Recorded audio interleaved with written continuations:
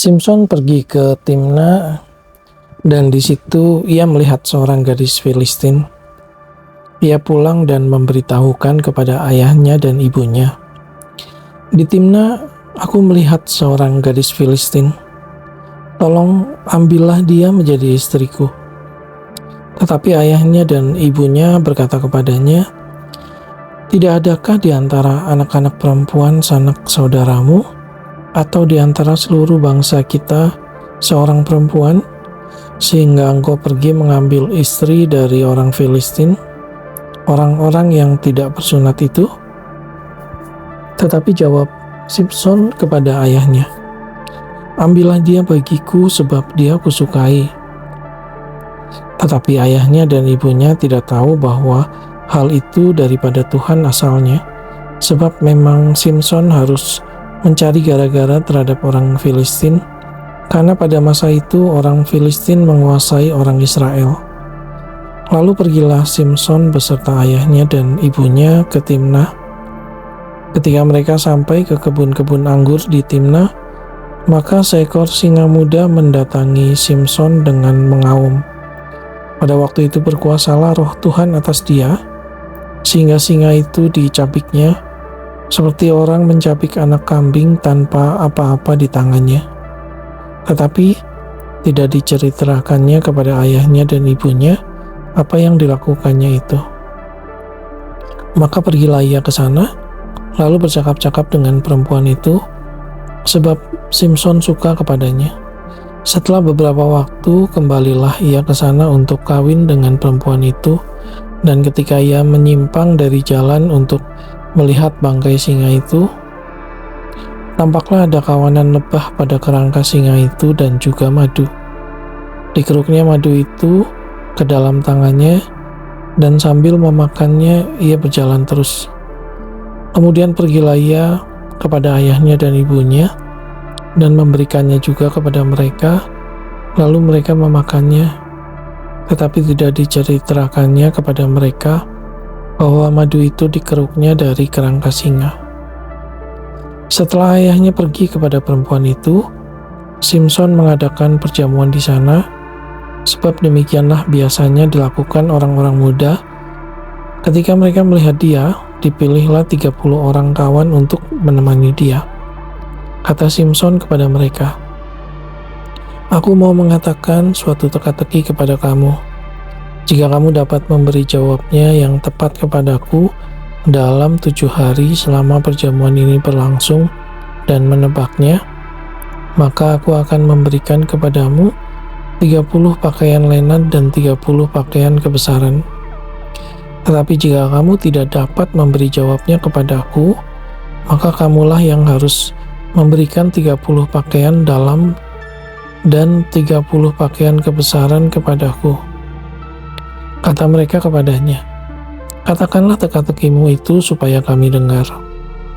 Lalu katanya kepada mereka, "Dari yang makan keluar makanan, dari yang kuat keluar manisan." Pada 3 hari lamanya mereka tidak dapat memberi jawab teka-teki itu.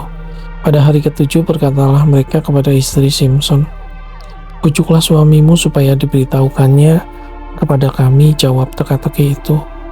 Kalau tidak, kami akan membakar engkau beserta seisi rumah ayahmu. Apakah engkau mengundang kami untuk membuat kami menjadi miskin? Tidak, bukan?" Lalu menangislah istri Simpson itu sambil memeluk Simpson, katanya, "Engkau benci saja kepadaku dan tidak cinta kepadaku. Suatu teka-teki kau katakan kepada orang-orang sebangsaku, tetapi jawabnya tidak kau beritahukan kepadaku." Sahutnya kepadanya, "Sedangkan kepada ayahku dan ibuku tidak ku beritahukan, masakan kepada engkau akan ku beritahukan?" Tetapi istrinya itu menangis di sampingnya selama ke-7 hari mereka mengadakan perjamuan itu. Pada hari yang ke-7 diberitahukannya lah kepadanya, karena ia merengek-rengek kepadanya. Kemudian perempuan itu memberitahukan jawab teka-teki itu kepada orang-orang sebangsanya. Lalu pada hari yang ke-7 itu, sebelum matahari terbenam, berkatalah orang-orang kota itu kepadanya, "Apakah yang lebih manis daripada madu?" Apakah yang lebih kuat daripada singa? Sahutnya kepada mereka, kalau kamu tidak membajak dengan lembu betinaku, pasti kamu tidak menebak teka-tekiku. Maka berkuasalah roh Tuhan atas dia. Lalu pergilah ia ke Askelon dan dibunuhnya 30 orang di sana. Diambilnya pakaian mereka dan diberikannya pakaian-pakaian kebesaran itu kepada orang-orang yang dapat memberi jawab teka-teki itu. Tetapi amarahnya masih juga bernyala-nyala. Lalu pulanglah ia ke rumah ayahnya. Maka diberikanlah istri Simson itu kepada kawannya, bekas pengiringnya.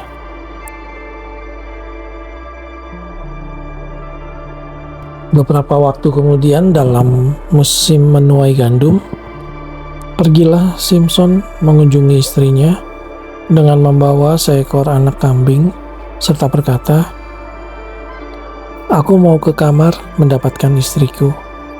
Tetapi ayah perempuan itu tidak membiarkan dia masuk. Kata ayah perempuan itu, "Aku telah menyangka bahwa engkau benci sama sekali kepadanya, sebab itu aku memberikannya kepada kawanmu. Bukankah adiknya lebih cantik daripadanya? Baiklah, kau ambil itu bagimu sebagai gantinya." Lalu kata Simson kepadanya, "Sekali ini aku tidak bersalah terhadap orang Filistin, apabila aku mendatangkan celaka kepada mereka." Maka pergilah Simson, ditangkapnya 300 anjing hutan, diambilnya obor, diikatnya ekor dengan ekor, dan ditaruhnya sebuah obor di antara tiap-tiap 2 ekor. Kemudian dinyalakanlah obor itu dan dilepaskannya anjing-anjing hutan itu ke gandum yang belum dituai kepunyaan orang Filistin, sehingga terbakarlah tumpukan-tumpukan gandum dan gandum yang belum dituai dan kebun-kebun pohon zaitun. Berkatalah orang Filistin, "Siapakah yang melakukan ini?" Orang menjawab, "Simson, menantu orang Timna itu, sebab orang itu telah mengambil istri Simson dan memberikannya kepada kawannya." Kemudian pergilah orang Filistin ke sana dan membakar perempuan itu beserta ayahnya. Lalu berkatalah Simson kepada mereka, "Jika kamu berbuat demikian, sesungguhnya aku takkan berhenti sebelum aku membalaskannya kepada kamu." Dan dengan pukulan yang hebat, ia meremukkan tulang-tulang mereka. Lalu pergilah ia dan tinggal dalam gua di bukit batu Etam.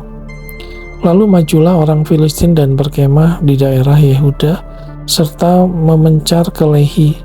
Berkatalah orang-orang Yehuda, "Mengapa kamu maju menyerang kami?"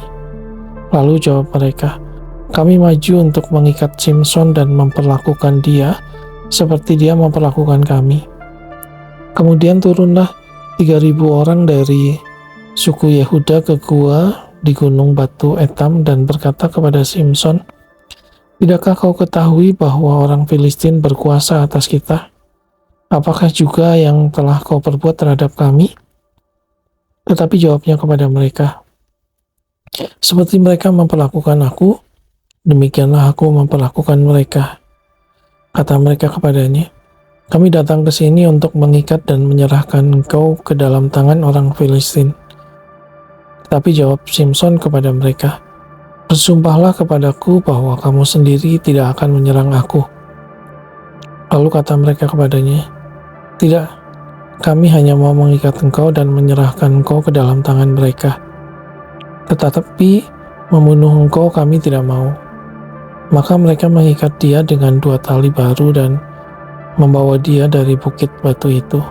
Setelah ia sampai ke Lehi dan orang-orang Filistin mendatangi dia dengan bersorak-sorak, maka berkuasalah roh Tuhan atas dia dan tali-tali pada tangannya menjadi seperti batang rami yang telah habis dimakan api, dan segala pengikatnya hancur tanggal dari tangannya. Kemudian ia menemui sebuah tulang rahang keledai yang masih baru. Diulurkannya tangannya, dipungutnya dan dipukulnya mati 1.000 orang dengan tulang itu. Berkatalah Simson, Dengan rahang keledai bangsa keledai itu kuhajar, dengan rahang keledai 1.000 orang kupukul. Setelah berkata demikian, dilemparnya tulang rahang itu dari tangannya.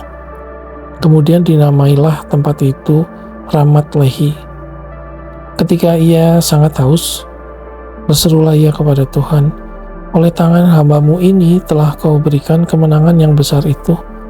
Masakan sekarang aku akan mati kehausan dan jatuh ke dalam tangan orang-orang yang tidak bersunat itu. Kemudian Allah membelah liang batu yang di Lehi itu, dan keluarlah air dari situ.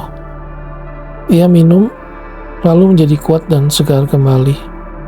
Sebab itu dinamailah mata air itu mata air penyeru, yang sampai sekarang masih ada di Lehi.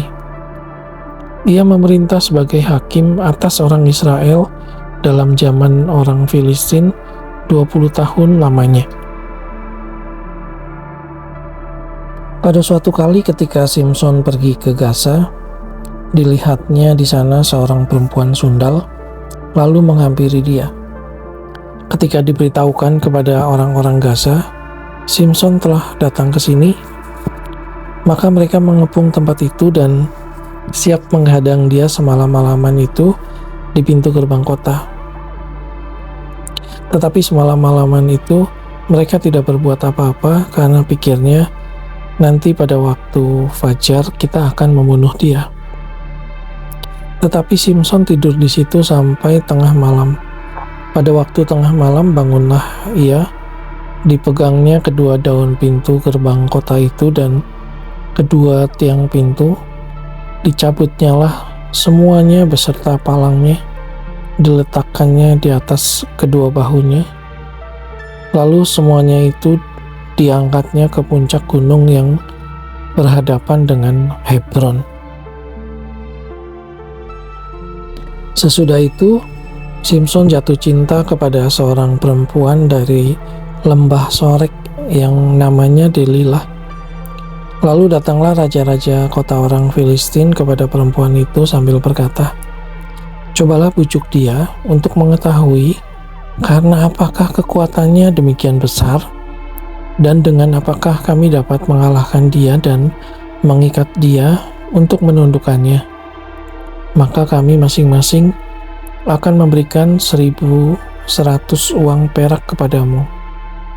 Lalu berkatalah Delilah kepada Simson, "Ceritakanlah kiranya kepadaku, karena apakah kekuatanmu demikian besar, dan dengan apakah engkau harus diikat untuk ditundukkan?" Jawab Simson kepadanya, "Jika aku diikat dengan 7 tali busur yang baru yang belum kering, maka aku akan menjadi lemah dan menjadi seperti orang lain manapun juga."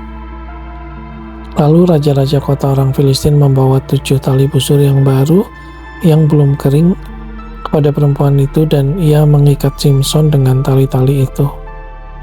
Sedang di kamarnya ada orang bersiap-siap. Kemudian berserulah perempuan itu kepadanya, "Orang-orang Filistin menyergap engkau, Simson." Tetapi ia memutuskan tali-tali busur itu seperti tali rami yang terbakar putus apabila kena api, dan tidaklah ketahuan di mana duduk kekuatannya itu.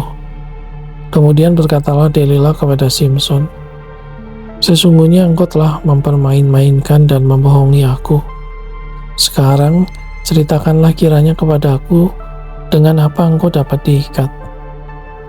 Jawabnya kepadanya, "Jika aku diikat erat-erat dengan tali baru yang belum terpakai untuk pekerjaan apapun, maka aku akan menjadi lemah dan menjadi seperti orang lain manapun juga." Kemudian Delilah mengambil tali baru, diikatnyalah dia dengan tali-tali itu dan berseru kepadanya, "Orang-orang Filistin menyergap engkau, Simson." Di kamar ada orang bersiap-siap, tetapi tali-tali itu diputuskannya tanggal dari tangannya seperti benang saja. Berkatalah Delilah kepada Simson, "Sampai sekarang engkau telah mempermain-mainkan dan membohongi aku. Ceritakanlah kepadaku dengan apakah engkau dapat diikat." Jawabnya kepadanya, "Kalau engkau menenun ketujuh rambut jalinku bersama-sama dengan lungsin, lalu mengokohkannya dengan patok, maka aku akan jadi lemah dan menjadi seperti orang lain manapun juga." Kemudian perempuan itu mengokohkan lagi tenunan itu dengan patok. Lalu berserulah ia kepadanya, "Orang-orang Filistin menyergap engkau, Simson." Tetapi ketika ia terjaga dari tidurnya, disentaknya lepas patok tenunan dan lungsin itu. Berkatalah perempuan itu kepadanya, "Bagaimana mungkin kau berkata, 'Aku cinta kepadamu,' padahal hatimu tidak tertuju kepadaku? Sekarang telah 3 kali engkau mempermain-mainkan aku dan tidak mau menceritakan kepadaku, karena apakah kekuatanmu demikian besar?"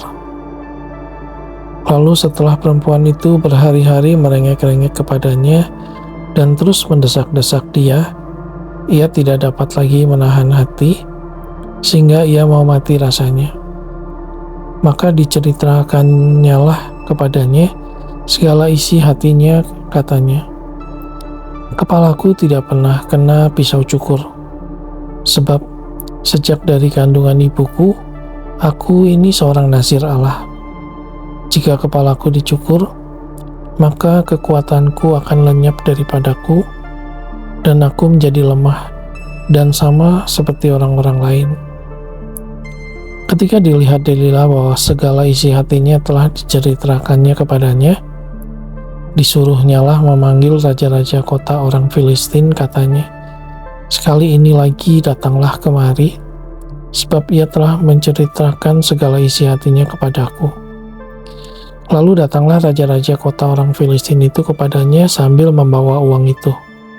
Sesudah itu dibujuknya Simson tidur di pangkuannya, lalu dipanggilnya seorang dan disuruhnya mencukur ketujuh rambut jalinnya, sehingga mulailah Simson ditundukkan oleh perempuan itu, sebab kekuatannya telah lenyap daripadanya.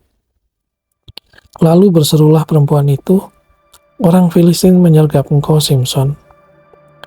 Maka terjagalah ia dari tidurnya serta katanya, "Seperti yang sudah-sudah, aku akan bebas dan akan meronta lepas." Tetapi tidaklah diketahuinya bahwa Tuhan telah meninggalkan dia.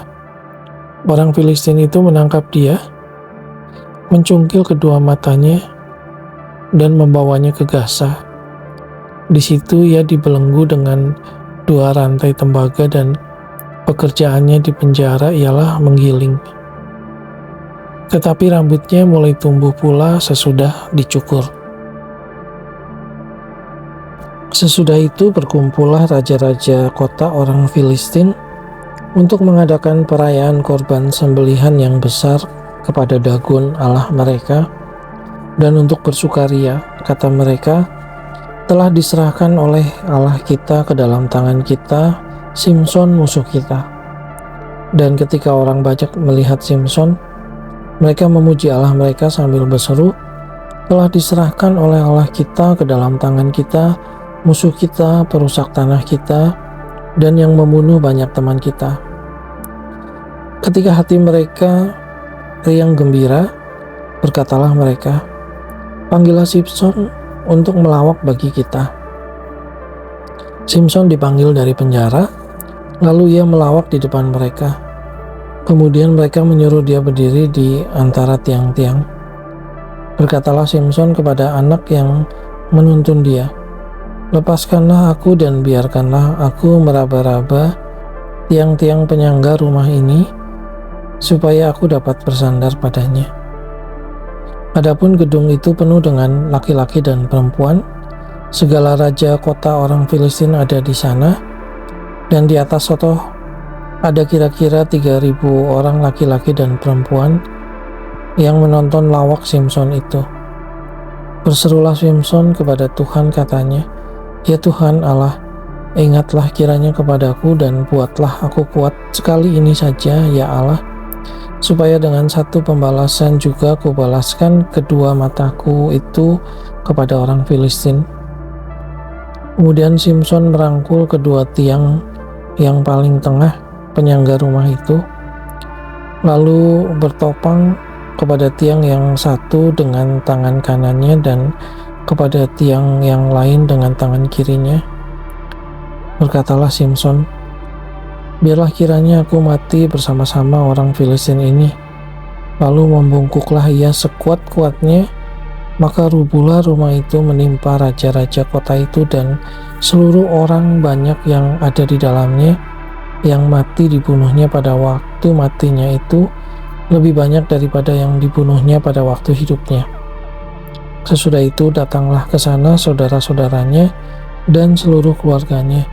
Mereka mengangkat dia dan membawanya dari sana, lalu menguburkannya di antara Zora dan Esitaol di dalam kubur Manoah ayahnya.